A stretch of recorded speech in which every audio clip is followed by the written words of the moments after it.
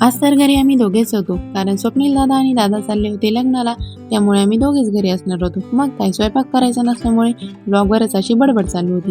इतक्यात टाकी पण भरली, मग काय लगेच पळत गेले आणि कॉक बंद केला. हे तर काम सुनीलचं होतं, पण गुणी बायको असल्यामुळे मीच पळाले.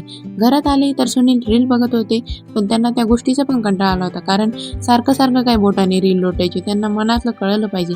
त्यांनी मला त्यावर थोडंसं सायंटिफिक माहिती सांगितली, पण हे बघा, माझी हुशारी जास्त असल्यामुळे मी अशी काहीतरी उत्तरं दिली. म्हणजे आपण रील पाहू राहिलो म्हणजे आपण किती महान आहे. दादा ते तर लग्नाला जायला निघाले होते आणि मी यांना चिडवत होते, अरे यार तुम्हाला नेलं नाही चिवटू वडा. मग काय आम्ही दोघांनी मस्त नाश्ता केला आणि त्यांना आज नाश्ता खूप आवडला होता, त्यामुळे ते जरा कौतुक करत होते. इतकंच म्हणलं आज काम नाही तर जरा तूप वगैरे बनवू, तर तुपाने माझी पूर्ण दिवसाची कसर काढली कामाची. इतके भांडे झाले की बस. मग काय सुनील गेले होते येवल्याला, त्यामुळे मी एकटीच होती.